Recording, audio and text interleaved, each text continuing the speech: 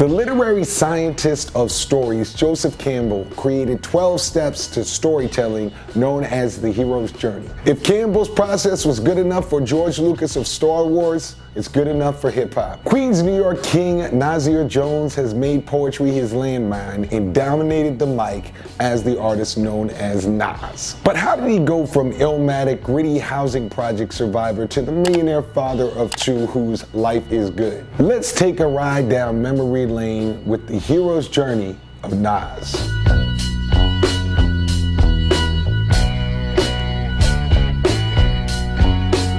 How did a kid like Nas, who dropped out of 8th grade, become one of the most clever, vivid, and ambitious lyricists in hip-hop history? A curious mind and environment of legends served Nas well. For Nas, growing up in the largest housing projects in the United States, Queensbridge, it was like being around a who's who of hip-hop in the 1980s and 90s. Havoc from Mobb Deep, Capone from Capone and Noriega, Cormega, MC Shan, Marley Marr, Roxanne Shante, Tragedy Gaddafi, Nature, and Craig G all called Queensbridge home. Soaking up the game of these artists, many who put out albums before and after Nas's coming of age helped set the bar high for young Nasir Jones. Music was clearly in his Long Island City located apartment for Nas and his younger brother Jabari growing up. His father, Oludara, is a recognized jazz and blues musician, and his mother, Fanny Ann, was a postal worker. Unfortunately, Nas's parents divorced in 1985 before he was even a teen. So what got Nas out of his shell and ready to get Illmatic? Well, he first got Live at the Barbecue thanks to his mentor, Large Professor. Large Professor had introduced Nas to many successful artists like Eric B. and Rakim and Kool G Rap.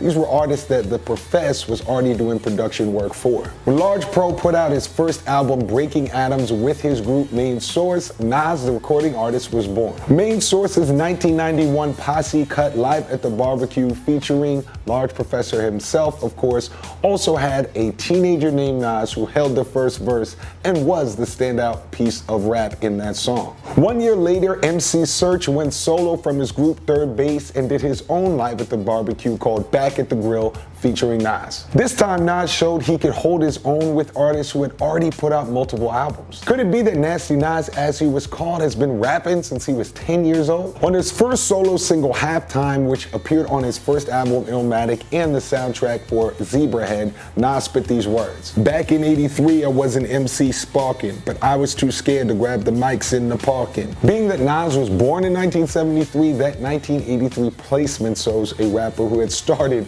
as young as 10. But when Illmatic arrived, the term instant classic was basically born that day in 1994. The Source, which was pretty much the hip-hop Bible of the time, gave it a 5 mic rating, which was unheard of for a debut album. Nas even broke the typical mode at the time of one producer working with a rapper. Think about Eric B. and Rakim, Kool G Rap and Polo. Illmatic had the largest and most wanted New York City beat flippers: Pete Rock, DJ Premier, Q-Tip, Large Professor, and also Nas's local Queensbridge homie, LES. The heavily bootlegged album Illmatic set the world ablaze, and many were calling Nas the second coming of Rakim, who was considered the GOAT for many people of that era. MC Search, who shot Nas's demo to record labels and helped make his Illmatic record deal happen, stated his love for Nas by saying, "If you trace hip-hop, every 3 or 4 years there's a group that breaks the mold. Nas is the new heart of what hardcore hip-hop is going to be about.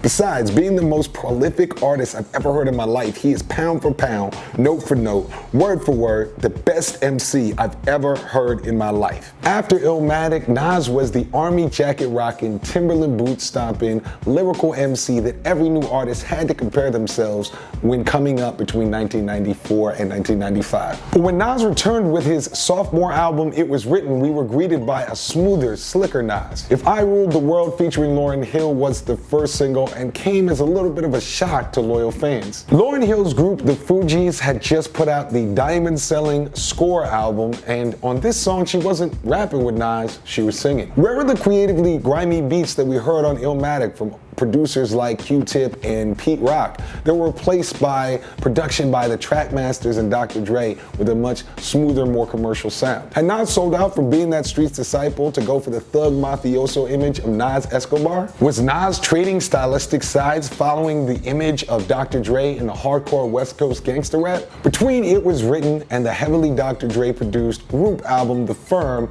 Nas had his loyal fans confused. Financially, 1996's It Was Written and 1997's The Firm outsold Illmatic, but it lacked the debut's unanimous critical acclaim. Was there a way that Nas could combine the hood philosopher of Illmatic with the gangsta of It Was Written? This attempt took place at the end of the millennium in 1999 when Nas dropped 2 albums in 1 year, I Am and Nostradamus. They were originally going to be a double album, but they were released separately with the artwork continuing from Illmatic of his face in front of the Queenbridge housing projects of his early youth. The I Am pictures Nas as an African pharaoh. The photographer Danny Hastings described it by saying, "The first one you have him being a boy, very young. The second was a little bit older. And the third one, he was a king. He had already conquered the world.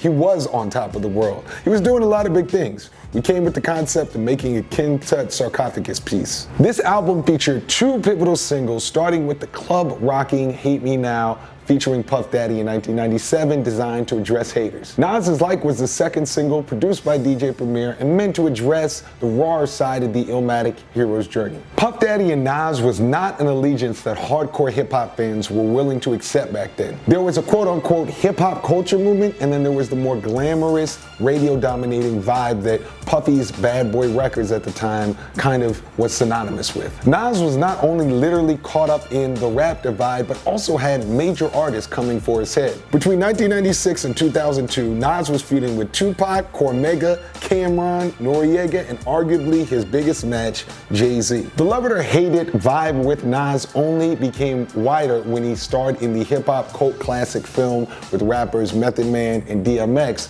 we all know as Belly. Was the Nostradamus album the lowest point of his career where he was really trying to find himself or even trying to find out who he really was? The singles Nostradamus and You Owe Me of 1999 were radio-friendly tracks that seemed to be going more towards the pop R&B culture that was dominating the radio in 1999. This combination didn't seem to gel well with the more rugged side of Nas's personality and his classic lyrical playbook. 2 albums in 1 year and 2 albums that many fans don't even want to act like Nas created showed a creative low point for Nas's career. In 2001, Jay-Z was the king of New York in rap music, with Nas aimed to be the prince who would be king. But without a single respected album in years for Nas, Jay-Z took that spot and ran with it. In the process of dissing Nas' associate Prodigy from Mobb Deep, Nas cut the smoke too, breathing in fumes from Jay-Z's diss Takeover with lines like, "No, you're not on my level, get your brakes tweaked. I sold what your whole album sold in my first week.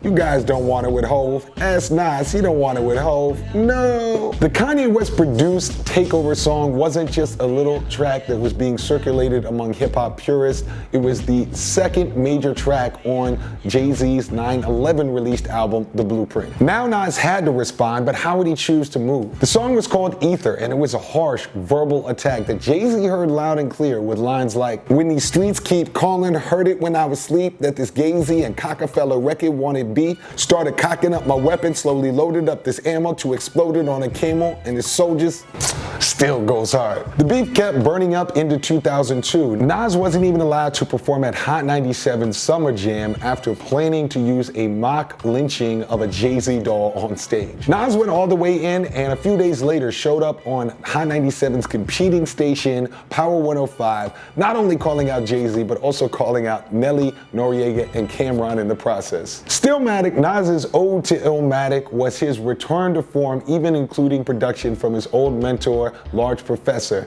It was true that Nas was finally back. Stillmatic gave us some of Nas's best storytelling ever with tracks like Rewind, where he literally tells a tale from the end backwards to the beginning. You're the Man, Second Childhood, One Mic, and many tracks truly proved that the Street's Disciple was back on patrol. As another wink to Illmatic, he featured artist AZ, who came to our attention on Life's a Bitch on Illmatic with the song The Flyest on Stillmatic. We all may be enjoying Lost Tapes 2 right now, but this concept of Nas giving us his unreleased heat started back in September of 2002 with the Lost Tapes. Godson, also in 2002, was another critically acclaimed release, with hardcore fans enjoying the nods to Illmatic quotables on The Single Made You Look. But this wasn't the end of Nas's development into his elder statesman role that he now holds. Street's Disciple, his double album, pointed back to Nas's origin with its nod to a lyric in Live at the Barbecue that we mentioned earlier. Street's Disciple was not only a double album, but it was Nas's 7th consecutive platinum or better album, released on November 30th, 2004. There wasn't a picture of Nas in the projects this time, but it was a nod to something spiritual with a depiction of the Last Supper. When it came to producers, it was stacked with legends like Q-Tip, Salam, Remy, and Buck Wild. Nas was clearly aiming to make headlines when his next two albums dropped. The controversial titles of Hip Hop Is Dead in 2006 and the album, which was changed to Untitled in 2008, had an album cover depicted Nas with his back turned and bruises from a slave whip. And finally, we got a Nas album where he seems somewhat to finally enjoy his life with the album Life Is Good. Nasty and The Don were lead-off singles and were lyrical bangers. But this time it didn't sound like Nas was back, he was proving that he had never left. Nas had proved that he was willing to grow up with his audience but still be a great role model for younger generations to come. Everybody has their Nas moment. Did you enjoy the 7-track 2018 album featuring Kanye West and Nasir? Are you a stan for Nas's Lost Tapes 2 in 2019, which will be chock full of reincarnated throwbacks? Do you like to hear Nas and Amy Winehouse throw down musically? Are you all the way here for Nas and Damian Marley to do another album together, much like Distant Relatives? What about Nas, the executive producer for the hip-hop series The Get Down? The beautiful thing about Nas's journey is that it encapsulates cultural pride, the power of educating oneself, the desire to craft a strong legacy, and it's still unfolding. So that is Nas's hero's journey. We're experimenting with this new style. Let us know in the comments, did you enjoy this? We went super in depth. We got our writers really going in. We're going to be doing Kendrick and Cole next week. We have a Nipsey one coming up. But let us know in the comments what you thought of this format, and of course, any of the rappers you'd like us to do. I'm the Big Homie Drew. Thanks for watching. Peace.